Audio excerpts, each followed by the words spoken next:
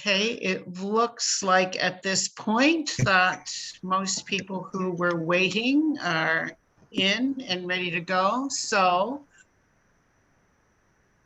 begin.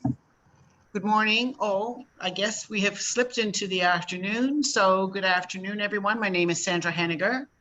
I'm going to be the moderator for this webinar session. I am a member of the coordinating committee for the Nova Scotia Action Coalition for Community Wellbeing. This is our fourth webinar in a series that we have been doing over the fall and into the winter of 2022. And today we wanted to have a look at the issues that have become evident to all Nova Scotians about the challenges that currently exist within the continuing care and the long-term care sector, including also looking at issues of access concerns for those individuals with disabilities.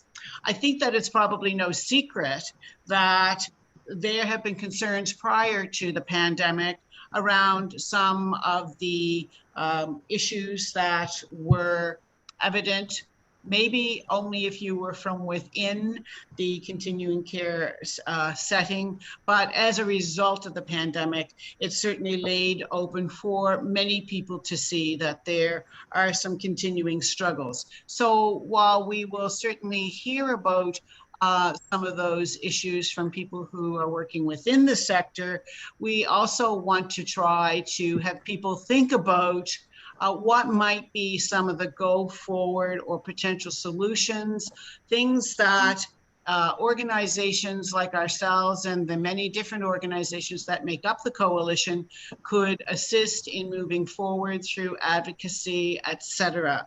So not all about problems, but also looking at what are some of the solutions and how do we help if that is possible. So I would like to just send out a general thank you to those who have agreed to speak today about their experiences and what they see and what they think maybe are some solutions.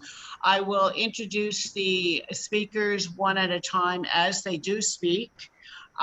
We have a speaker who unfortunately is not able to be with us today because of illness, Wanda Bond, and she was coming from Cape Breton.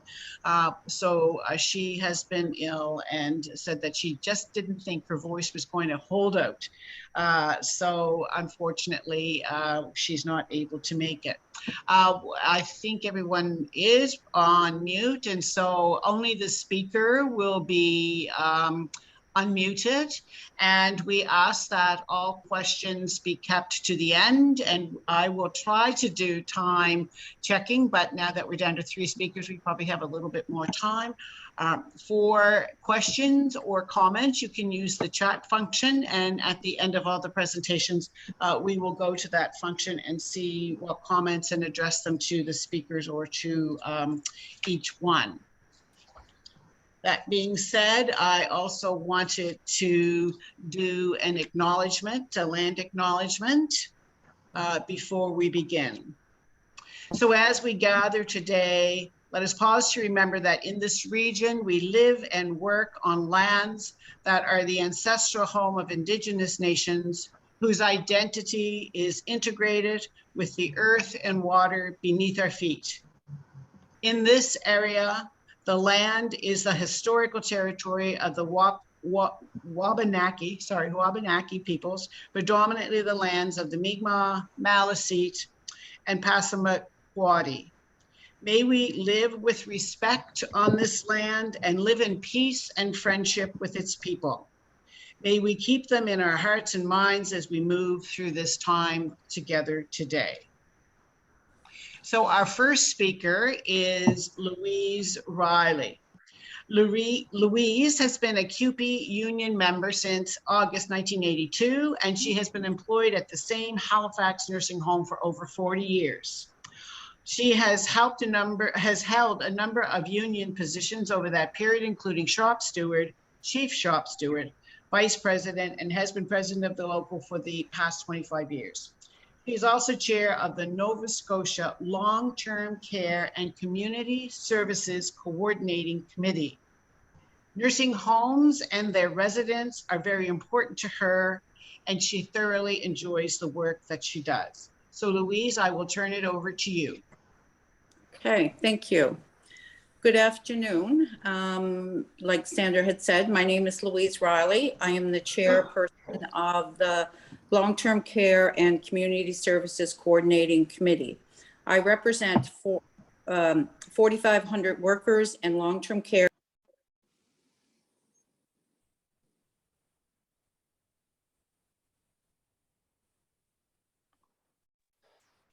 Sorry, Louise, I think you got muted there by accident. Can you unmute yourself? It was only for like the last 30 seconds. Apologies. Okay. This would include 50 nursing homes caring for seniors across the province, 5 adult residential centers, and many, many group homes who provide long-term care supports to adults with disabilities. Last fall, Nova Scotia saw a change in government that resulted in a change of focus from home support, which the Liberals thought was the answer, to a Conservative government who sees fixing healthcare as the answer. This Conservative government held a health care tour that was for hospitals only. The fact that they see healthcare as hospital-focused answer is a concern to those of us in the health continuum. We see the continuum as being hospitals, long-term care, and home support. We didn't see this as the government getting off to a good start for long-term care. Last year, when the Conservative government was elected, CUPE reached out to meet with the Minister of Health and the Minister of Seniors and Long-Term Care. We have resent our ask and still have not had a response. It's been 6 months. That this government does not want to hear from the union that represents the largest number of workers in long-term care and community services in the province is very concerning to us and those we represent. The Premier and Minister Adams have publicly committed to increasing the resident staff ratio to 4.1. We remain hopeful. There have been public statements that employers are now able to fund the 4.1 hands-on hours of care. We have not been able to find an employer that has received this from the minister's office. CUPE has been advocating for an increase in the hands of level of care for 20 years. We want 4.1 hands-on care, which we see as only part of the solution to our workers in long-term care being overworked. You may think being overworked and underpaid are two separate problems to have, but long-term care workers need the public to know that they are intimately connected. One reason we are overworked is because there are not enough workers to fill vacant positions. We suffer from overwork when we can't get vacation or are forced to work overtime or work short staff because the workforce has been eroded by injuries, retirements, and resignations. Why aren't there enough workers to fill vacancies? One part was pay.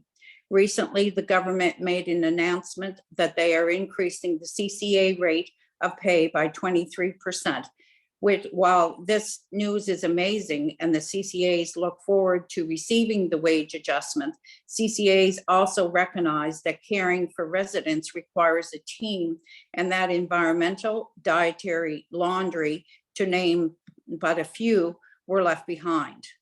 When you go visit your loved one in a long-term care facility, the service provided to them was delivered by a team.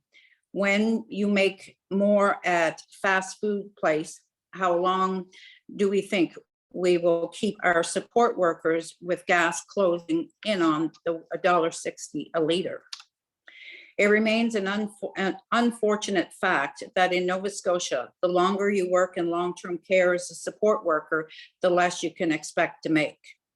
You heard that correctly. When you take inflation into account, our members have seen their real take-home pay cut every year over the last 8 years.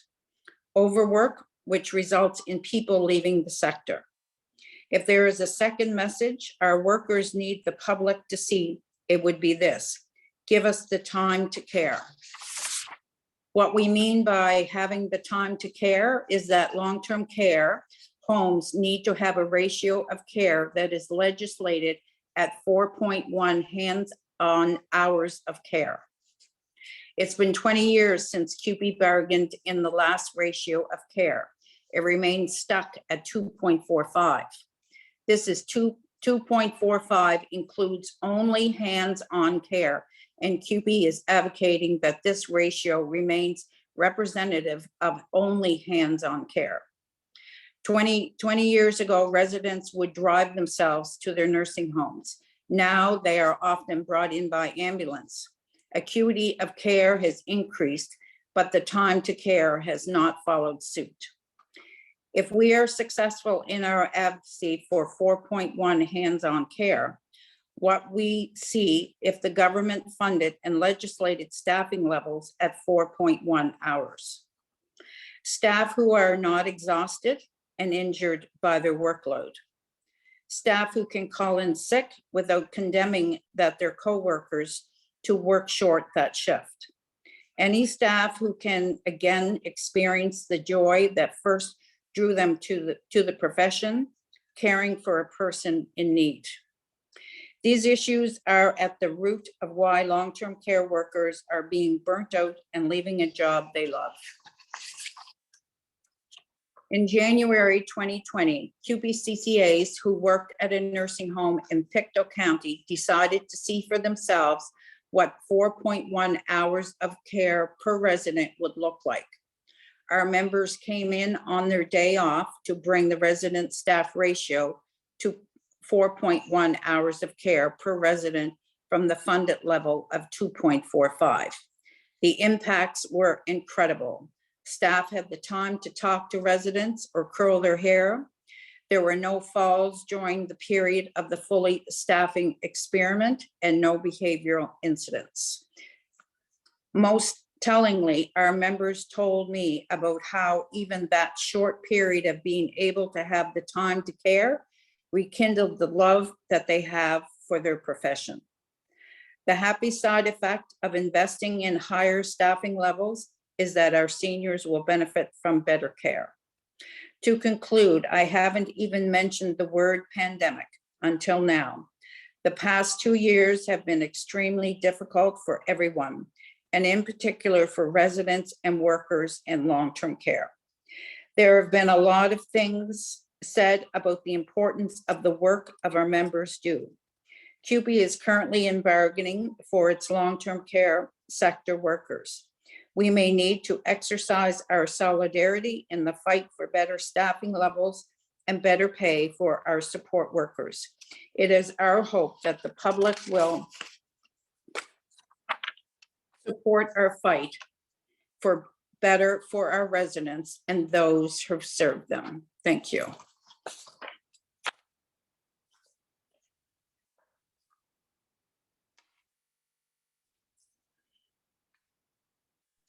Thank you, Louise.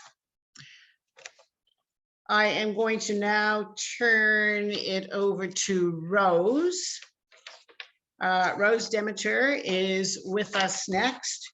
Rose is originally from Cape Breton and she's relocated to Halifax in 2000 and started working in long-term care at that point in time and has continued at the same facility. Rose loves to travel and she likes to do that at least twice a year. And I think she's probably like the rest of us missing out on that a lot. She loves her job and she attempts to advocate on behalf of her residents, their families, and of course on behalf of the hardworking staff that she is part of a team with. So Rose, I will turn it over to you.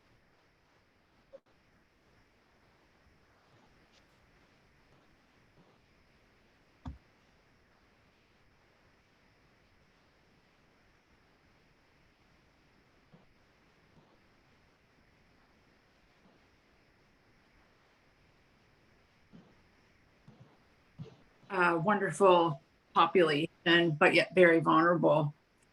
Over my time in long-term care, I've had the opportunity to hear very well, very many promises, I guess, from our governments. And starting out, I would find myself very excited over their words. But over time, it became quite evident that most of the promises were empty. On February 7th, the province reported that nearly 2,000 people are waiting for beds in long-term care. But don't worry, the promise the government made is that we would have 500 new beds in long-term care. This to me is very sad. That means 1,936 human beings who could be receiving love and care in a home instead are being placed in holding units, which most often is in an acute care setting as opposed to a warm home-like environment. And the promise of 500 beds leaves me quite confused. Our current staffing for the current beds that we have make it a daily challenge to provide our residents with what they need, let alone what they deserve. But no need to worry, because in October or August actually of 2021, the government said that if the government is going to truly commit to fixing healthcare, we must ensure that the people who work in healthcare are supported, which means hiring enough staff to get the job done. So Houston promised to hire 600 nurses and 1,400 CCAs if he were elected. And he is committed to provide 4.1 hours of care, which, like Louise said, is up from 2.45. So as part of the initiative, the government has provided our facility in particular with travel nurses and CCAs. And we have been very lucky and fortunate to have a wonderful experience with our new team members. However, the question is often asked, if the current nursing staff received the wages that reflected those of the travel nurses, would retention be as big of an issue?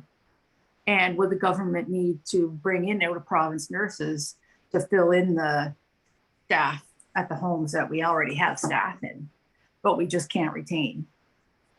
So the registered staff have also taken on many added responsibilities, but I think that one of the hardest things is to watch the CCAs continuously work short. I've worked shifts with a unit of 58 people and half of the CCAs that there should be on the unit. They do a great job, but they're expected to complete care.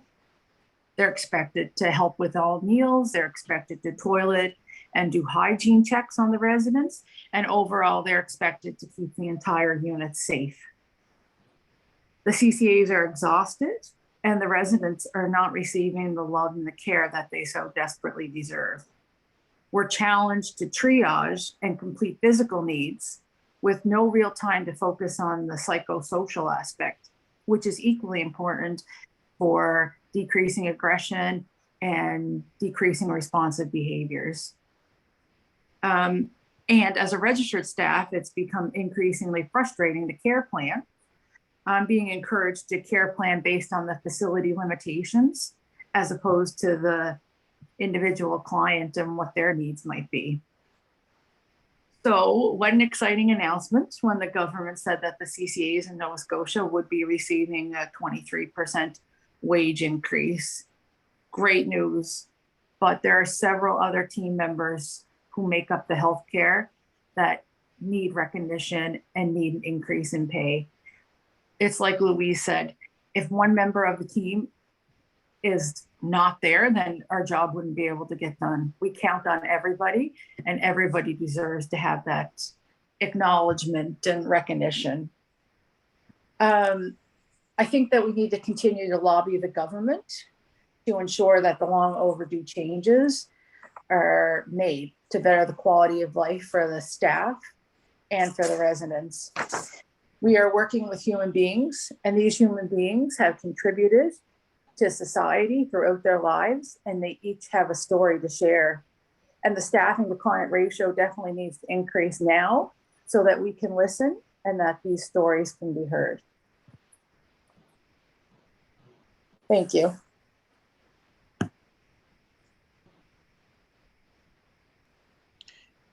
Thank you, Rose. certainly adding to the comments of Louise, but lots of other great comments here that we can pick up when we get to some question and answer. So we will move then next to Sherry. Sherry Costa Lorenz says in her bio that after serving on the Nova Scotia League for Equal Opportunities Board for 14 years, she now leads the organization that is both a conduit and a catalyst to bringing forward issues and changing the narrative for persons with disabilities. She also works collaboratively with more than half a dozen cross-sectorial community committees and boards and all levels of government to address issues of accessibility, inclusion, and the equality for persons with disabilities. Sherry, I'll pass it over to you. Thank you so much, Sandra, and thank you to my predecessors for the valuable information on the, pardon me, the circumstances around which they're dealing with. And I'm going to come at it from, I'm going to say, a very disadvantaged point, because I feel ill-equipped when I see some of those who are participating, who are a part of this discussion.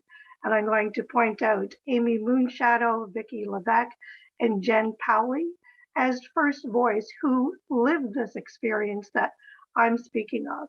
So I am going to do my best to bring forward some of the information that the organization has heard and continues to work with. We do work more on a systemic level as opposed to individual advocacy. But when we're speaking directly about persons with disabilities and this particular issue, I'm going to have to point out, first of all, that there is a welfareization that happens when persons with disabilities have to access services and systems. And I'd also like to underscore that persons with disabilities don't look at themselves as being looked after as much as they know what they need to be supported. And therein is part of that disconnect. So if we were to remove ourselves from an ableistic language of what can we do for you, and instead embrace the mantra that the disability community has, which is nothing about us without us, I think there would be a better understanding of some of those challenges when we're talking about whether it's long-term care, home care, continuing care, because ultimately it's all about care. And what we're finding more and more is that we are living in what's called an aging society. And our population currently within this province is at 30% of persons with disabilities.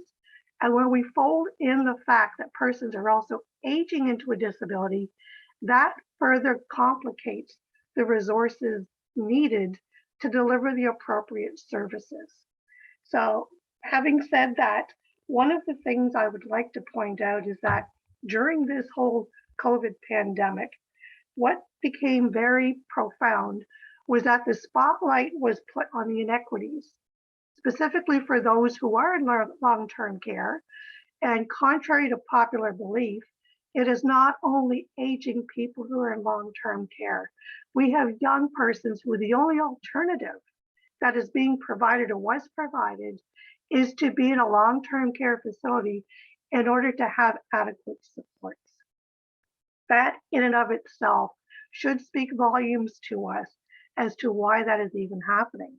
But then when we look at the housing, we have a better understanding perhaps of, well, if we have a vacancy rate of less than what 1%, and we've just heard about some of those strains that are on the resources that are needed, there's not really that much of a surprise that the focus is now suddenly turning to quote unquote housing.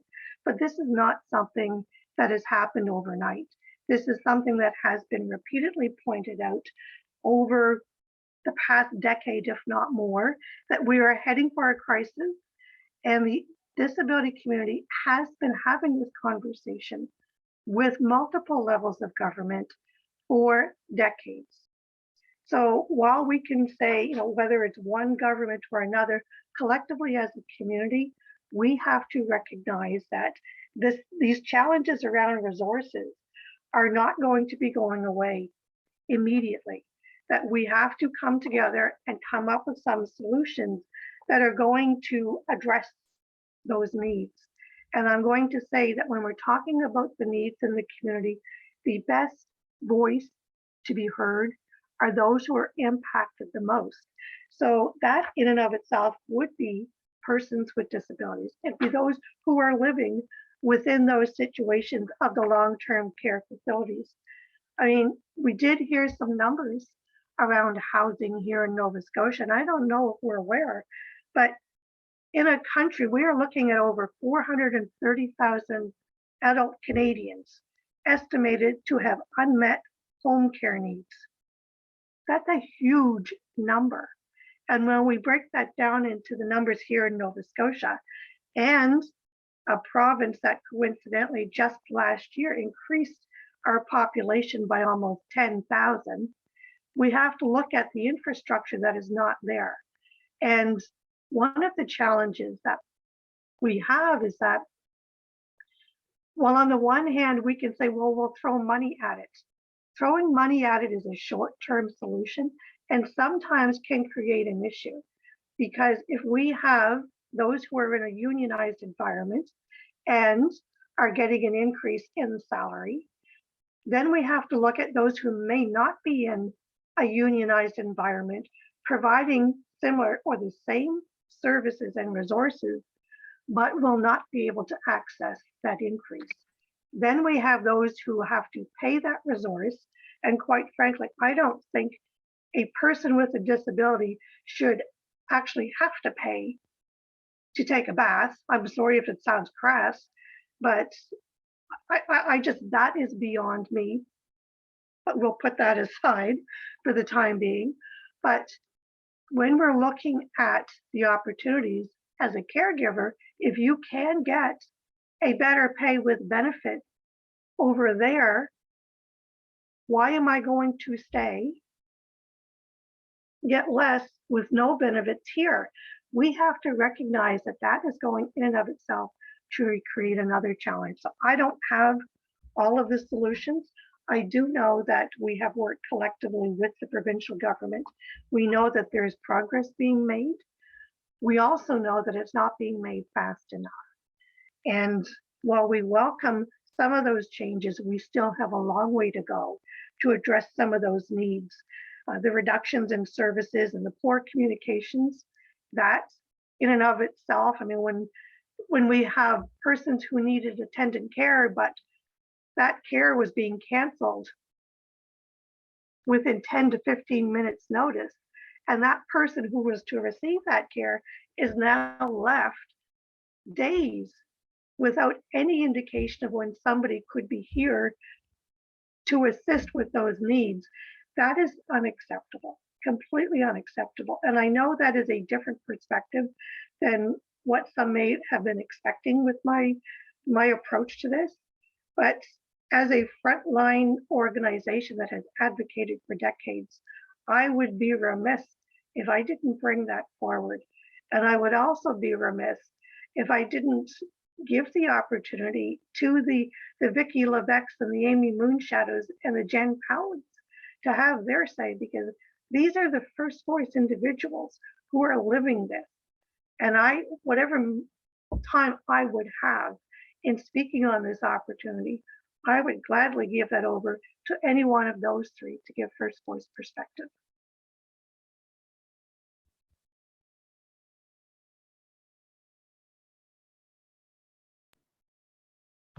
Okay, thank you, Sherry. Yes, and lots of great points between the three of you that we can certainly pick up on. I did forget to mention to those who are watching that Sherry doesn't have a camera, so she has a static picture of herself. But so thank you very much for those comments.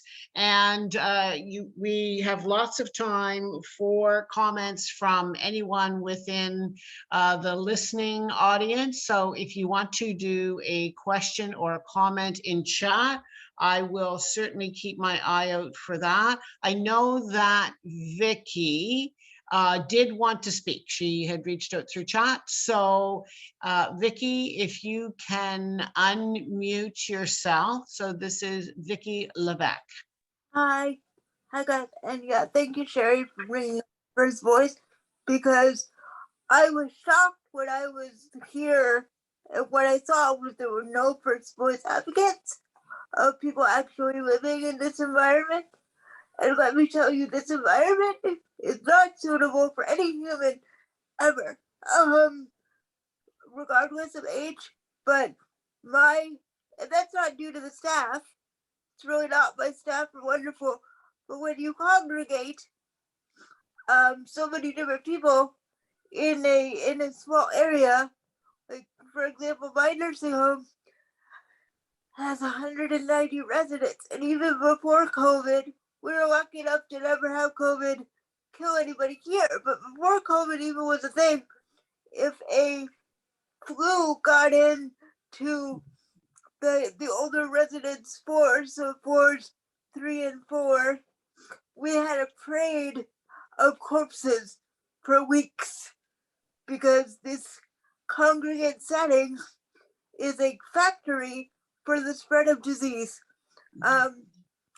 I am not ill, and yet because I am disabled, I was forced against my will. And when I say that, what I mean is I was given no other choice. They literally didn't drag me, and they're doing it, but they literally gave me no other choice. That I had to live in long-term care or die. Those were my options.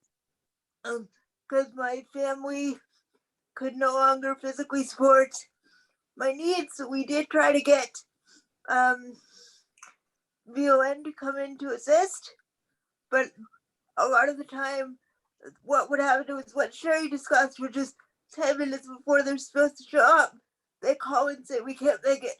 As a result, my mother felt trapped in her own home. Now, since the pandemic, things have only gotten worse in terms of the restrictions placed on me and my abilities, who happen to live in institutions against their will. I have not been allowed to leave my house since December. I did get a couple of special permissions to leave because I am the spokesperson for the Disability Rights Coalition, and it's amazing what you can do when your lawyer writes to Dr. Strang. But if I had not had those resources, I doubt I would have ever gotten out to do the very important work that I do. And the way I see it, these restrictions are now doing more harm than good. I know for my part in my institution, because that's what it is, this feels like I'm living in a prison. It's a nice prison, but it's like a gilded cage. And I can't even get the help I need half the time because everybody's so busy. You know, I have to guess or sort of prioritize what my needs are. So things that I want to do that, are not essential, I often have to give up because there's no one to help me.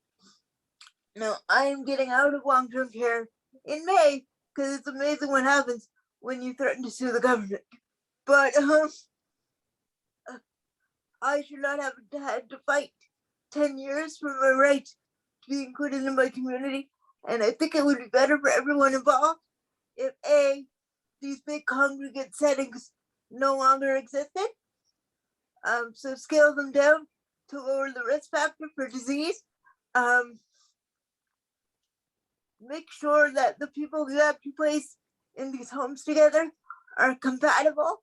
I know for my part, because I live with a lot of people with cognitive delays and other behavioral issues. I have been punched, I have been kicked, I have been scratched. I was almost sexually assaulted by a resident. So, and they say this is a safe place for me to be. I don't feel very safe. And I feel like a decade of my life has been stolen for no other reason than my body works differently than those in power. And I don't think that's right. In fact, if you look at the UN Declaration of the Rights of Persons with Disabilities, article there in violation of Article 5, which is all about equality, and Article 19 actually states that people with disabilities should not or cannot be forced to live in specific areas or buildings to receive the care they need. They can't do that. That's illegal. And Canada signed on to the UN Declaration and ratified it also about 2 or 3 years ago. So they are not living up to their human rights obligations and not living up to the regulations of the UN is not a good look. So scale these down and make sure that these facilities are literally a last resort where people go when they are at the end of their lives, because really that's what they're designed to be. Thank you very much. Thank you, Vicki. Thank you for speaking. Some excellent points for sure. I'm wondering if there's anyone who would like to pick up on any of the comments that Vicki has made. I did want to acknowledge that for those individuals like yourself, Vicki, and families, were well aware of the challenges that you speak of long before the pandemic. So that those with intimate knowledge, whether they work there, whether they live there, or they have no choice to live there, we're aware that there are a lot of limitations and restrictions. And then, of course, the pandemic came. And I think the pandemic just opened it up for so many other people to be able to understand more about the challenges, the issues, and the huge systemic issues that need to somehow be addressed in order to right some of these concerns that you express. So thank you for speaking. I do appreciate that. And thank you, Sherry, for recognizing First Voice here on the group. Any other comments? I have some that I would like to highlight, but I'd certainly like to hear from others who maybe have listened and have some thoughts. I'm keeping my eye out on the chat, but if someone doesn't want to use the chat and they want to unmute themselves and make a comment, that is also fine. We have the time to do that. Sandra, it's Colleen here. Hi, Colleen. I'm sorry. Yeah, I did make a comment about how much I appreciated the different perspectives and from all of the different speakers, and shows that we really have to have a very holistic, comprehensive approach in solutions to this. One of the things that, of course, stood out for me has for a long time is the values that are represented in these stories. The values that we hold of women. And when you think about long-term care, who are the people that are in there? Who are the people that are working in there? Who are the majority that are living in there? Same with home care, any kind of care. Whenever we talk about care, I don't think we should distinguish, because care is care. But care has not been valued in our society. It's women's work. And again, if it's work, it has to be able-bodied people, people without disabilities, people with education that are valued. And I think underlying all of these issues is a lack of values, it's attitudes, which I really think is going to have to change. And maybe since it was all exposed so much during this pandemic, maybe people will realize that we have to value everyone. Everyone has something to contribute to society. Thanks. Great, thanks. Colleen, I think that's a really important point, and I actually had written down work of women because at a previous webinar that we had done on childcare, that comment came up that, when it comes to childcare, whether it's in the home or it's out in childcare settings, it is again the work of women. And I think another very important point that, has come across around some of the government promises is around the hours of care and the increased hours of care, as well as the wages. And I think that point around wages is very important. And we can all applaud, a huge increase. I mean, a 23% increase in any wage in this day is huge.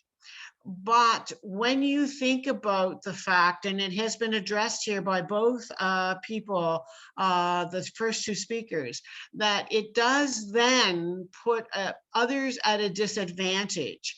The work is done as a team. I have a healthcare background, so you do work as teams, and everybody needs to be valued. And one of the ways that we do value people is through pay, making sure that they are paid what their work is worth. And I think that if you talk to people who work in long-term care, they value the work that they do. And they want to ensure that they are being equally compensated for that. One of the speakers who couldn't come today, when I had chatted with her, she had actually told me that there were people leaving long-term care sector because of all the things I think that both Louise and Rose mentioned. People are tired. There's a shortage. She talked about years ago, there would be a float team. There would be plenty of extra staff so that if there was a sick call, a vacation that people are entitled to, that there was a pool of people to call upon. Now, there are none. There are no pools of extra staff. So it's the working full-time or part-time staff who are working above their part-time and into full-time hours who are doing that and getting very tired and very burnt out. If you can't have your vacation, if you can't have your days of rest, it leads to people leaving. So she actually said, like, people are leaving after being there for years with pensions. I mean, obviously they would maintain the pension they kept, but they're leaving to go to work that is less pay, no pension, but not the stress.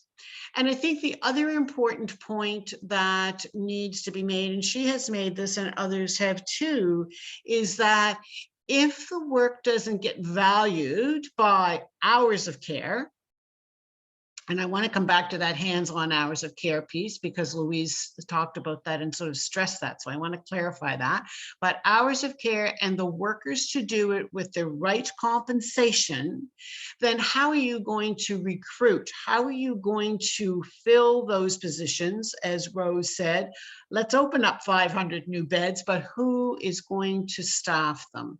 And if this is not an appealing career choice for people, then it won't make much difference if the 500 beds are there, if there's no one there to take care of the residents. So right now, I'm just going to check and make sure that in my little comments, I haven't missed any other comments. Were there anybody wanted to make a comment on that? Any of those items? Vicky, do you have your hand up? Sandra, I'll make a comment. Yes. If you don't mind. No, go right ahead, please. When you're talking about the retention part of it. Years ago, the government had put in a bursary program that employers did the CCA program right on site. And most employers were putting 12 to 15 CCAs through a year. And the stipulation, like they paid for their education to take it, And the stipulation was that you would sign a contract stating that you would stay and work for that employer. Some did it for 1 year, some did it for 2 years. But back then there was, almost every employer was doing that. And we had all kinds of people being, put out, right? So I think to go back to that, allowing the employers to put on these programs and the bursaries, because, to take the CCA at the community college, it's almost $10,000 now. It started around $3,500 and now it's about $10,000. And for an LPN, it's, it's not much more than the 10, it's a little bit more. But I mean, then people are saying, well, if I'm going to pay 10,000, I'm not going to do it for a CCA. I'm going to do it for an LPN, right? So we would like to see the government we put those bursary programs back in place. And because that really helped the system. Great. While you're there, Louise, could you just clarify, as much for me, I don't know for anyone else, but you stressed the 4.1 hours of hands-on care. So right. I'm presuming that there are some parts of care that need to be counted, but aren't hands-on. Can you just clarify that? No, what the 4.1 hours of care is, it would be for 4.1 hours of care for CCAs, but the government wants to include like supervisorial, like a 1.3 included with that 4.1. So then the CCAs, we wouldn't get that 4.1 hours of care, because when we negotiated that back 20 some years ago, because it's at 2.5 now, 2.45, it was just the people that were doing hands-on care. It wasn't LPNs, it wasn't RNs, it wasn't Louise, support. we can't hear you, Louise. I don't know why you can't hear me. Oh, I don't either, because you're not muted, but I didn't hear you. Maybe it was me. Yeah, I think it was you, Sandra. We heard her loud and clear. Oh, sorry. It says my internet connection is unstable. Sorry, Louise. Oh, okay. Yeah, when we negotiated this back in 20 years ago, because it was 2.45, well, it started at 2.25 and then we moved up. But it was just hands-on care. It was just CCAs, or back then it was PCWs. It wasn't a support staff. It wasn't frontline. It wasn't like office staff. It wasn't RNs, wasn't LPNs. It was just for the CCAs. And that's what we negotiated the ratio for. But now the government is trying to take 1.3 out of that 4.1 for LPNs. And we don't want that, because we want that 4.1 hours of care on the floor. And that's where we need that, Right. Great. Thank you. I have a request from, is it Marion Sheridan to make a comment? Yes. Yes, I think it's someone else's name up there, but I'm. Yes, yes. I just quickly, because I have two questions. One is for Louise. Did Michelle Thompson, you were saying she never got back to you? My question is, I wonder why, and what does her office say? My second comment was really to Rose, I think, who pointed out that these are human beings and the psychosocial aspect of their lives. And I have a fair bit of experience in long-term care. So it's like that isn't even a stage of development. You reach 70, 80 or whatever, and you either have dementia or Alzheimer's with no training about what happens to the brain or the actual issues around that. So I applaud you for raising that. Thank you very much. Thank you. Thank you very much for your comments. And I believe in chat, checking here, there was another, Jen. Did you want to speak, Jen?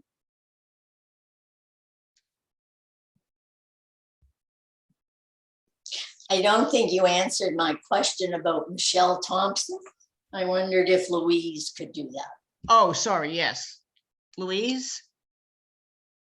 I'm not sure what the, Michelle Thompson, I'm not sure what you mean by that. Oh, I think in the very beginning, Yeah, go ahead.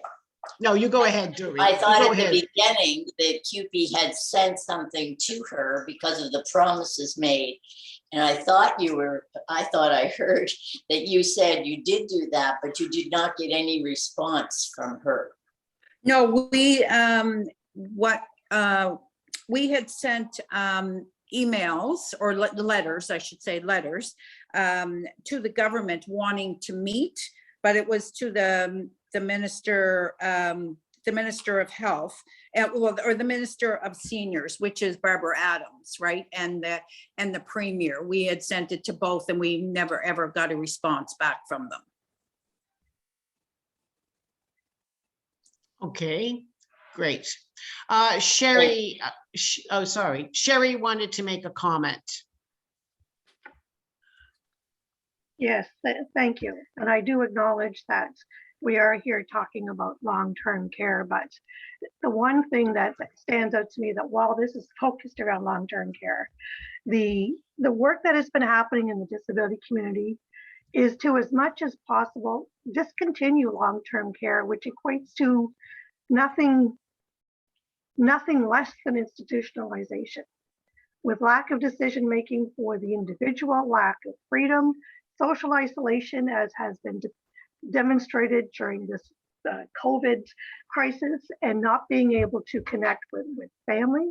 So while I believe that, you know, there may be by some stretch of the imagination, some who would prefer a long-term care solution, I don't understand why we are not talking more about community-based homes and housing and aging in place, because it takes far less time, money, and resources to have somebody live in their community that they choose, and to have direct funding so as that they could actually pick out of a menu of supports what they need, as opposed to throwing more money at maintaining an archaic system that is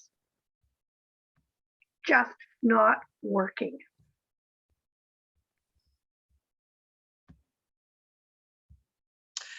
Yeah, very, very good point, certainly. And I think those certainly speak to, you know, many of the points that Vicky made around, you know, large congregate living. And I guess so those are some of the points that maybe we, you know, if we want to move forward with some advocacy, are some of the issues. I know that we've heard from folks, particularly as Vicky had talked about,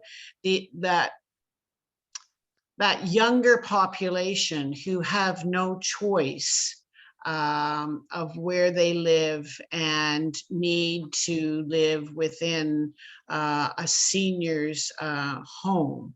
And that of course comes with a number of issues. And I know I once was on a board of a nursing home, and I know that those were some of the challenges of how do you provide and recognize very different kinds of needs of people like Vicky, who are active and wanting to be involved and engaged in a community, yet is surrounded and not able to actually do that, and maybe not have the resources. So Vicky, I think your hand is up, so I'll let you speak. Sure. Yes, it is. And I think we have to remember, it's not just the young adults who want to be involved in their community. Just because you're 80, 85 years old, whatever, it's not like you turn 80 and you're like, well, I don't want to be involved in my community anymore. Most of the volunteers I've worked with have either been, you know, young kids in starting school, like university school, or seniors. And I would also like to point out, because Jen made a comment in the chat, that the only reason I'm able to move out is because of the work that she and the people at IONS have done, and the work of my lawyer. But if her parents were not so well off, I would not have this option, and people with disabilities should not be reliant on the charity of others to live in society. I know if I was given the proper supports, 10 years of my life wouldn't have been stolen. I would not be placed on anxiety meds for simply having to be here. I would not be scared every time I turn a corner. I would not hate my body because it has been medicalized. Like this setting is very medically.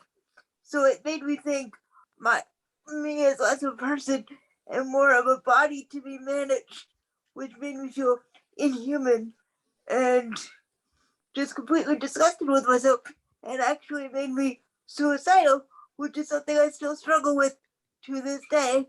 And if I had not been placed here, I doubt I'd have to deal with 90% of that.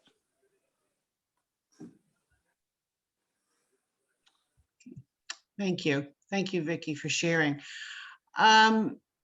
Jen didn't wish to speak, but has made a comment in the chat function. And let me see if I can get to that.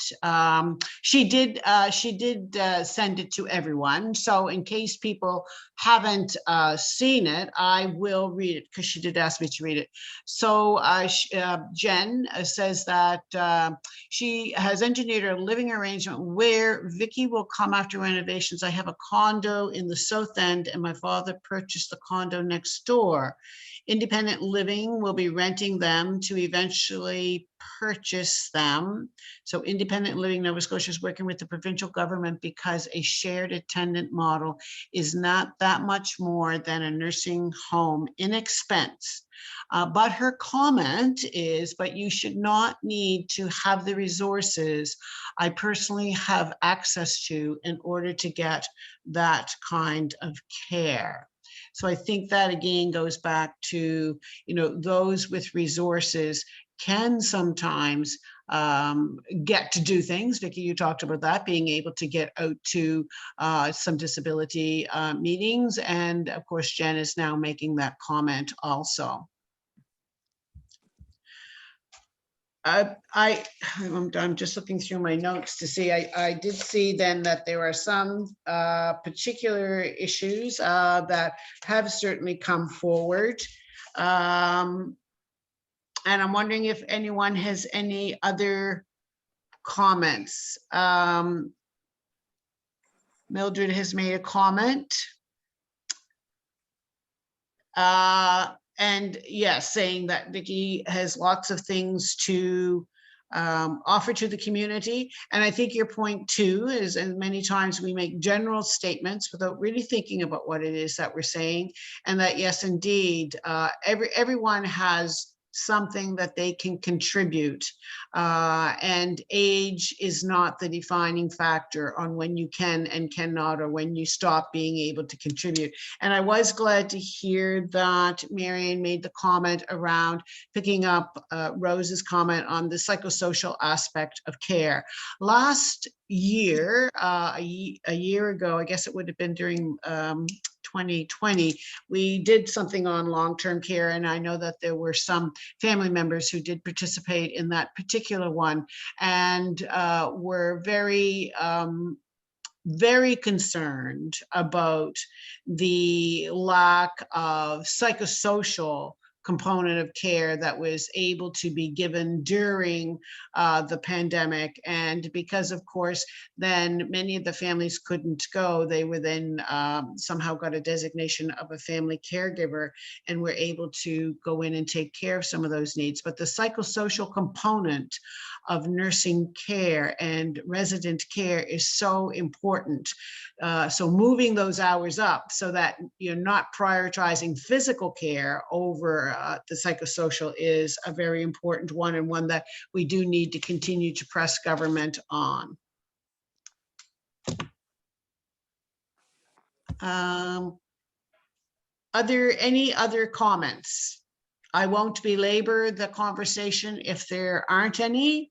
But I do want to give people an opportunity if they did want to make any comments or suggestions. I would just like to have people push for the fact that long-term care currently exists.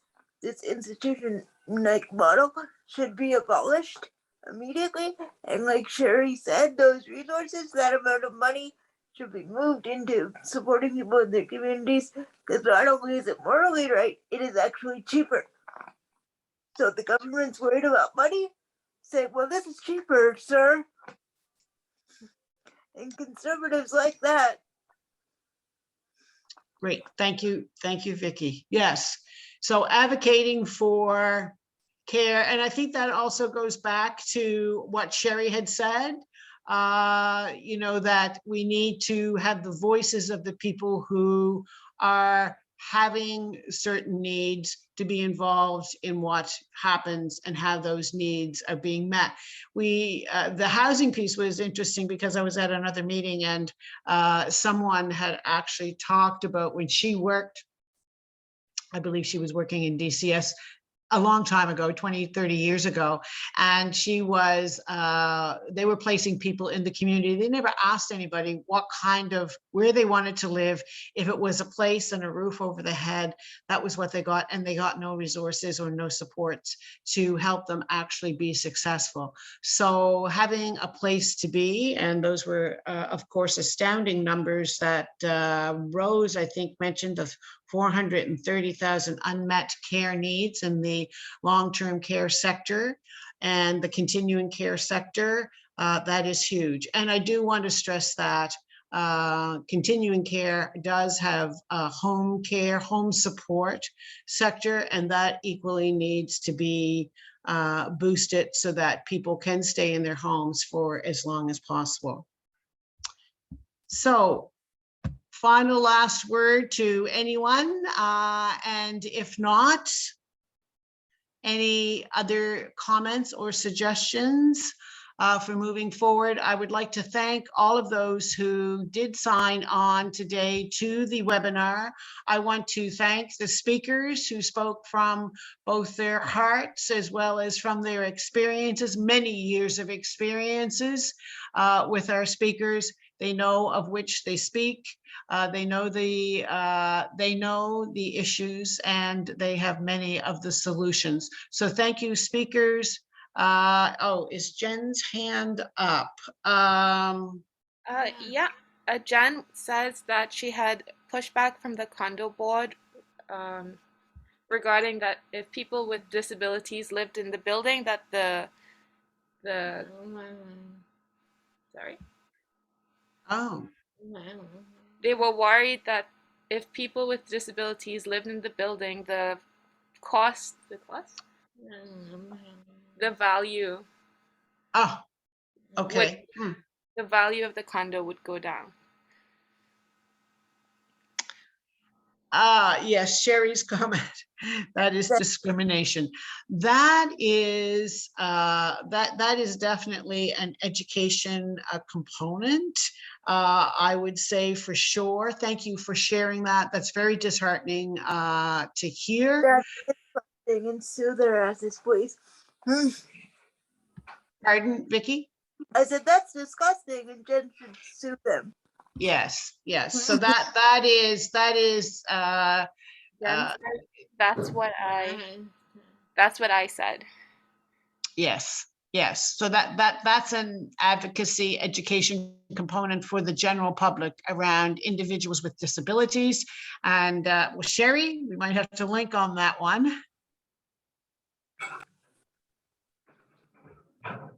Okay, so thank you all for your comments. Mildred, I'm happy to share the video of this very informative with her. Yes, I think, I did forget to say that, but I think everybody saw it on the screen in the beginning that this has been recorded. Yeah. And the session will be uploaded to, if you have a pen or a pencil, we can, but also send it out.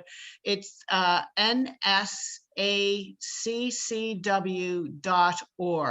That is the website for the Nova Scotia Action Coalition for Community Wellbeing. Alex has put it in the chat function for you. And the recording will be there, as are the previous recordings from other webinars that we've had. So is that the last comment? Yes. So great. So yes, certainly do forward it off for anyone who wanted to come on and couldn't see it. And once again, thank you so very much again to the speakers, to all of you who have made comments. We greatly appreciate it, and have a good rest of the day. Thanks.